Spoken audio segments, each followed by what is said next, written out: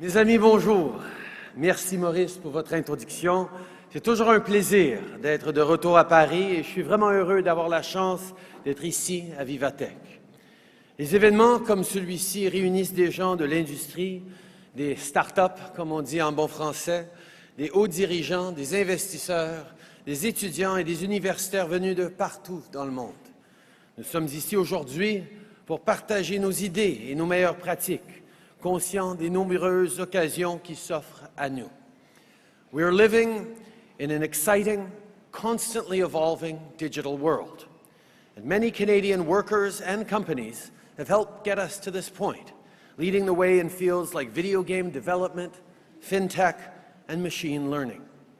Our communities are becoming more interconnected than ever before, allowing old friends to get back in touch and helping families share special moments from thousands of miles away. Truly, technological advancement has totally redefined how we live our lives. It's never been easier to take your banking into your own hands. We search for jobs with the click of a button. Artificial intelligence is revolutionizing medicine. And you can now run an online business for a few bucks a month. Who would have thought, even just a decade ago, that these things were on the horizon? It's incredible when you think of it, that this very moment, right now, the pace of change has never been this fast, and yet in the future, it will never be this slow again.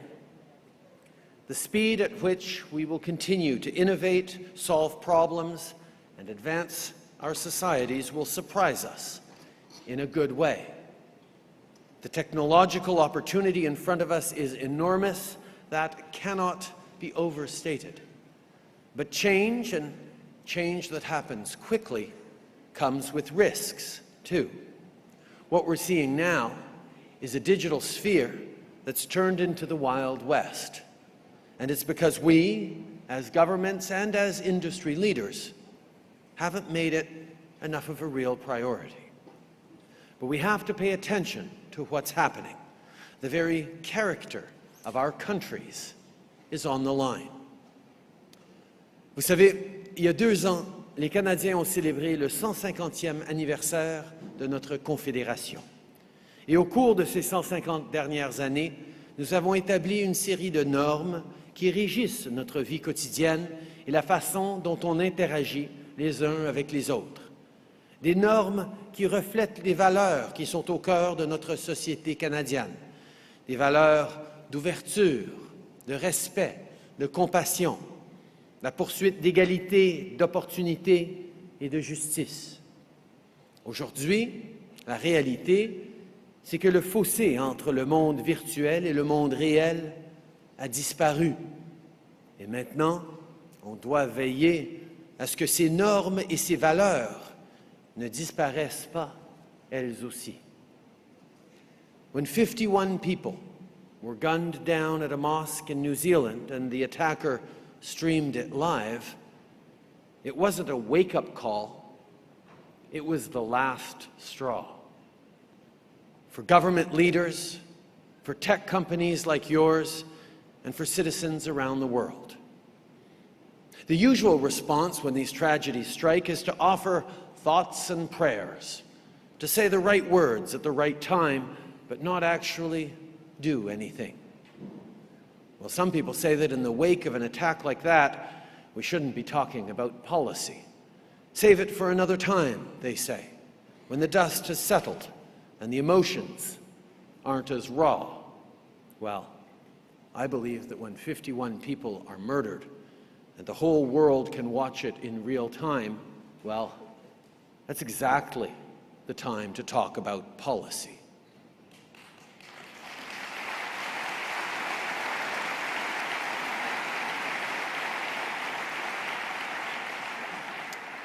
Yesterday, alongside like-minded leaders, including President Macron and Prime Minister Ardern, Canada signed on to the Christchurch Call for Action.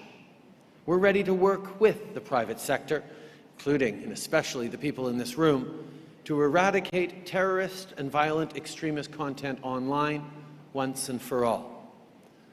La tâche qui nous attend est énorme, je le sais.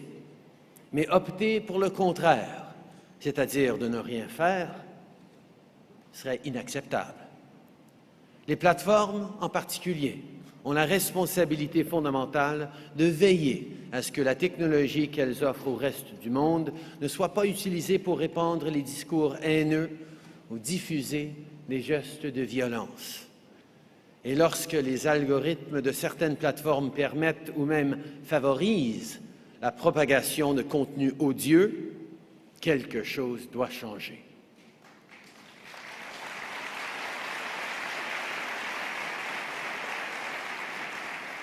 L'appel à l'action de Christchurch constitue une étape importante et fondamentale qui souligne ce que nous, membres de la communauté internationale, gouvernements, fournisseurs de services en ligne, devons faire pour rectifier la situation. C'est clair qu'on doit adopter une approche coordonnée à l'échelle mondiale, mais on doit également identifier des solutions chez nous, à l'échelle nationale. Les enjeux auxquels nous sommes confrontés sont complexes. Si nous voulons trouver des solutions réelles, des solutions durables, on doit absolument élaborer une stratégie globale qui nous permettra de réglementer l'espace numérique. Here's the reality. People are losing trust in digital institutions for a whole host of reasons. They're anxious about the future of tech and the future of data. From emotional contagion experiments to major privacy breaches, these concerns are absolutely valid. It used to be that governments had the tools they needed to protect their citizens in every sphere. Now, citizens are living more and more of their lives in a digital space that is unregulated, and that leaves people completely vulnerable. It's up to the platforms and governments to take their responsibilities seriously and to ensure that people are protected online. You don't have to put the blame on people like Mark Zuckerberg or dismiss the benefits of social platforms to know that we can't rely exclusively on companies to protect the public interest. We, of course, need innovators, small, medium, and large, to be developing new ideas. But we also need governments to ensure that the public interest is not at risk. Companies are built to attract investment and reward risk takers and investors. Government is there to promote innovation and risk-taking while setting guardrails that protect us from the things that could go wrong. And so we have to outline a path forward, even as we work to legislate and regulate in this ever-evolving tech space. It is essential that countries define how they will make those crucial decisions going forward. That's why today I'm announcing that Canada is stepping up. We will be launching a brand new digital charter. This charter will outline what Canadians can expect from both the government and the private sector as it relates to the digital landscape. It will touch on principles like universal access and transparency, and it will serve as our guide as we craft new digital policy. Grâce à ce nouveau cadre, notre gouvernement élaborera des politiques qui auront comme objectif de rétablir la confiance des citoyens et de tenir les plateformes responsables. Parce que quand les gens ont confiance et lorsque les plateformes sont tenues responsables, chacun d'entre nous est en mesure de tirer profit des nouvelles occasions qui s'offrent à nous. Cette nouvelle charte n'est que le dernier exemple des nombreuses mesures que nous avons adoptées.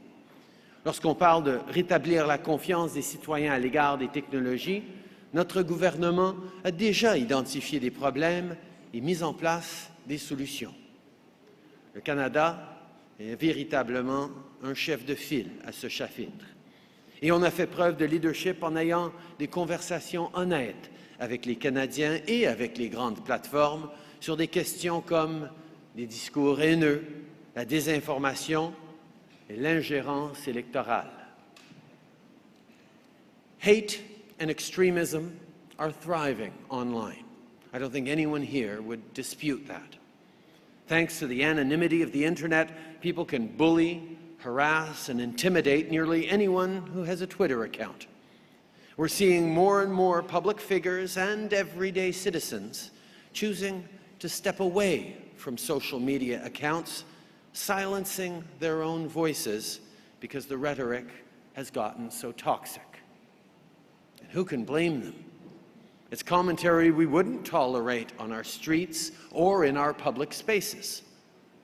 Platforms often facilitate and encourage this destructive behavior, and as a result, these same platforms have become a breeding ground for extremists.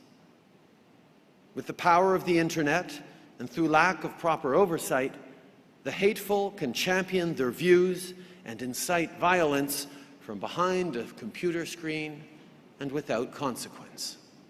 And while these vile views live and fester online, they spill out into the real world with increasingly deadly consequences. It is our moral responsibility as leaders in government and in business to denounce this hatred at every turn. We must stand united. We must fight back.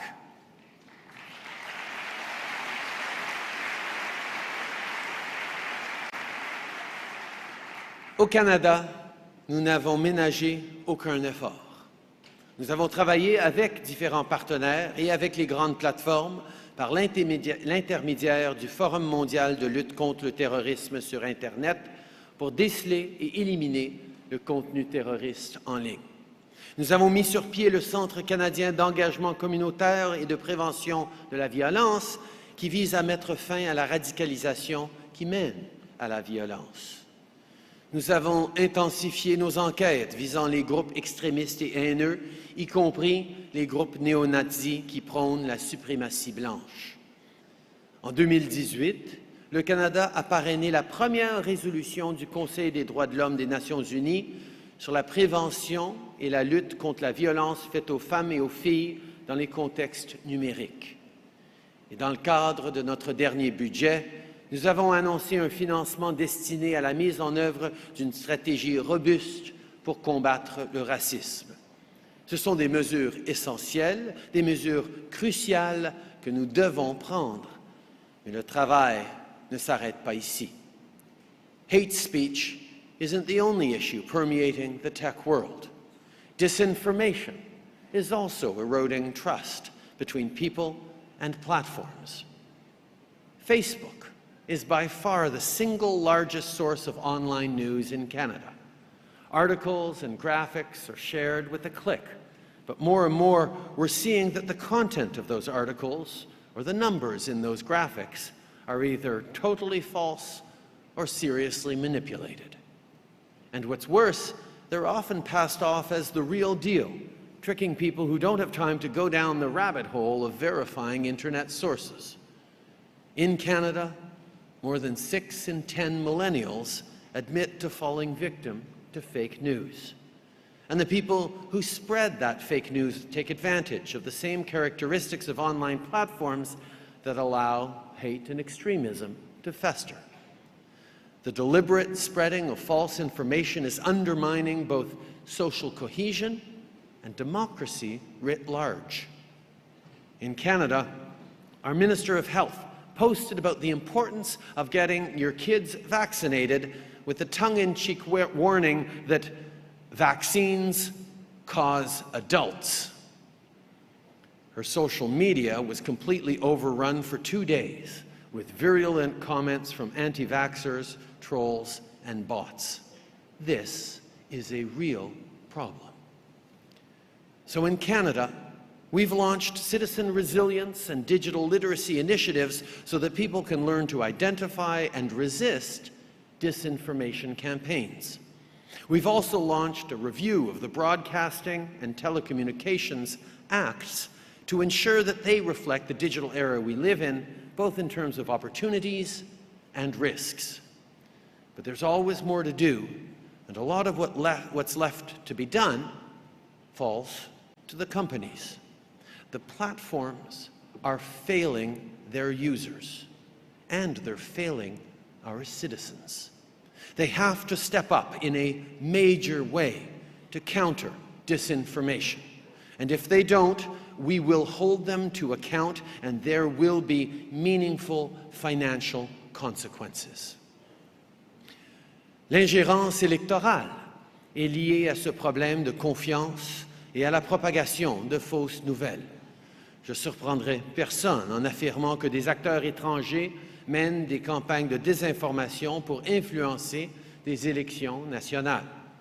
Ils soulèvent des vrais enjeux qui sont importants pour les gens et s'en servent pour exacerber les divisions sociales. Ils attisent la colère et la méfiance. Ils minent la confiance des citoyens à l'égard de nos institutions démocratiques. En 2018, la moitié de toutes les démocraties avancées ayant tenu des élections nationales ont vu leur processus électoral ciblé par des menaces informatiques, dont la propagation de fausses nouvelles en ligne. C'est pourquoi, dans le cadre de notre présidence du G7 l'année passée, le Canada a annoncé la création du mécanisme d'intervention rapide du G7, une initiative visant à accroître la collaboration des pays du G7 en vue d'identifier, prévenir et répondre aux menaces ciblant nos démocraties. Now, some of you may know that Canadians head to the polls this October.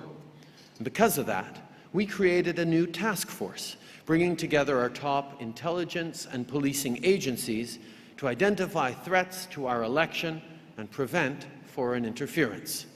Further, we've tasked our national police force with investigating and prosecuting those who try to subvert Canadian democracy.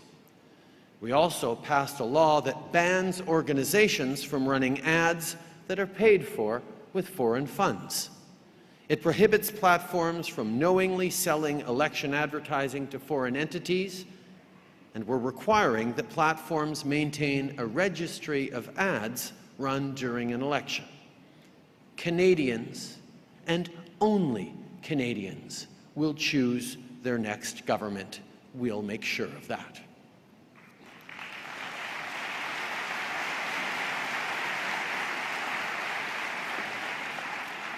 Ce sont quelques-unes des mesures que nous prenons pour lutter contre la haine, la désinformation et l'ingérence électorale en ligne au Canada.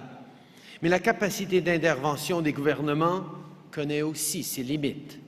Face à cette grande menace, une grande partie de la solution doit être mise en place par les plateformes. Mais un engagement qui n'entraîne aucune conséquence est inefficace. Lorsque les plateformes ne respectent pas leurs responsabilités, nous devons être en mesure de les tenir responsables. J'en aurai plus à dire sur ce sujet au cours des prochains mois, mais en attendant, je vais vous parler d'un autre problème de confiance qui existe en ce moment. Ce n'est pas un secret que les gens s'inquiètent de plus en plus du respect de leur vie privée et du manque de contrôle qu'ils ont sur leurs propres données. Je pense par exemple au scandale de Cambridge Analytica et la surexploitation des renseignements personnels des utilisateurs Facebook. On parle de millions d'utilisateurs, dont 622 000 Canadiens, qui ont vu leurs données exploitées à des fins politiques. À la base, le fait qu'un tel phénomène ait pu se produire est absolument inacceptable. Mais ce n'est qu'un exemple parmi tant d'autres. Des moteurs de recherche, des hôtels, des sites de commerce électronique, des bureaux de crédit, des banques, nombreux sont ceux qui ont fait l'objet de violations de données personnelles importantes et hautement médiatisées au cours des dernières années. C'est la preuve que les géants de l'industrie n'en font pas assez pour protéger les renseignements personnels des utilisateurs. Right now, user data is overwhelmingly owned or controlled by a small number of platforms. Canadians, like others, are rightly concerned about the use of personal information by social media companies, and they want clear rules to protect their personal information. Well, as the federal government, we believe that Canadians should have more control over their own data and that they should be able to move and take their data with them. We'll have much more to say on this very soon, including at the upcoming Open Government Summit in Ottawa. Navdeep Bains, Canada's Minister of Innovation, who also happens to be here today, will shortly unveil our digital charter and outline a series of initiatives that will guide our data policy for the future. His mandate includes, among other things, reforming Canada's data privacy laws and examining the impact of digital transformation on Canada's competition and antitrust rules and framework. Because of the incredible power and presence of these large companies in people's everyday lives, governments must have the right tools in place to protect their citizens. Other government ministers will also be unveiling new measures shortly as we take a whole-of-government approach in this important task. Dans l'ensemble, ces nouvelles mesures, qui s'ajoutent à celles qu'on a déjà mises en place, constitueront une base solide en vue de rétablir la confiance des citoyens à l'égard de l'espace numérique. Le Canada montre la voie à suivre quant à la façon d'aborder les discours haineux, la désinformation, l'ingérence électorale, les renseignements personnels et le contrôle des données. Et bientôt, nous disposerons d'une charte numérique, d'un guide qui nous aidera à façonner l'avenir de notre pays. Mes amis, je crois que tous les pays du monde doivent se doter d'une stratégie numérique globale. On doit faire en sorte que les gens se sentent en sécurité. On doit faire en sorte qu'ils possèdent les outils nécessaires pour naviguer l'espace numérique, que ce soit sur le plan de leur bien-être mental et physique ou sur celui du respect de leur renseignement personnel. Et les géants de l'industrie, quant à eux, doivent absolument intervenir de façon beaucoup plus déterminée. Certaines entreprises ont commencé à le faire, mais encore beaucoup de travail nous attend. Parce que la réalité, c'est que les gens en ont assez et que le statu quo ne suffit plus. Governments, industry, citizens, we all have a role to play in shaping the new digital landscape. We will all have a say in how we increase the regulation of and consent for new tech. By allaying people's fears and anxieties and by restoring trust in the digital world, we can focus on the incredible benefits of technology.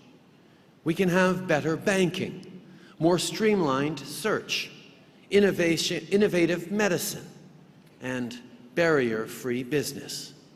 Greater opportunities for people and the ability to build stronger societies are within our reach.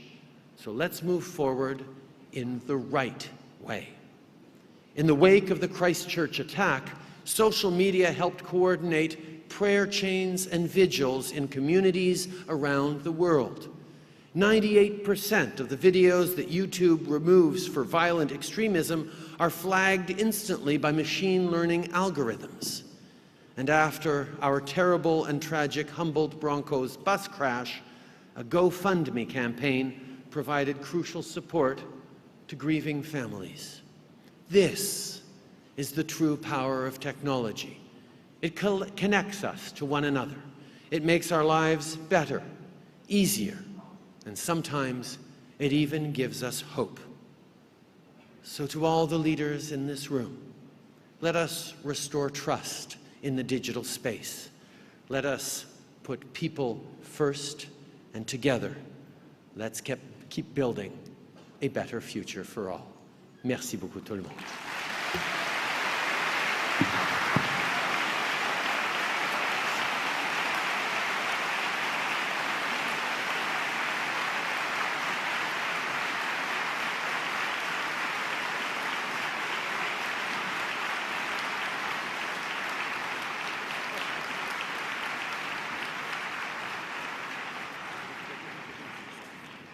Bonjour tout le monde, je m'appelle Navdeep Bains, je suis le ministre pour l'innovation et c'est un honneur et privilège pour moi d'être ici aujourd'hui. Et merci, Monsieur le Premier ministre, merci pour votre présentation et merci pour votre leadership. Je voudrais remercier aussi mon collègue Cédric O et le président Macron aussi. And I can tell you, as someone who is both a proud Canadian and a proud Sikh, I'm very much encouraged by the leadership shown here in Paris to promote greater compassion, understanding, and peace online. As mentioned, new technologies have made our lives so much easier. Yet they've also exposed an unfortunate underbelly of our societies. Too often nowadays, hate is directed online at those who are different, who look different, worship differently, and those who have different political views. It has served to energize a disgusting undercurrent of resentment and anger, and if left unchecked, it could undermine our social fabric. And as Prime Minister Trudeau rightly said, we cannot simply offer words of condemnation. We need to take stronger action. We need to call online aggression and ignorance for what it is, hate speech. And we need to do everything possible to stop it together. But let's not forget the good that technology can do for humanity. Being here at VivaTech is a fantastic reminder of the tremendous potential of data and technology and how it can make our lives so much better. So, ladies and gentlemen, together we can continue to use technology to make a world a better place. Merci beaucoup. Thank you very much.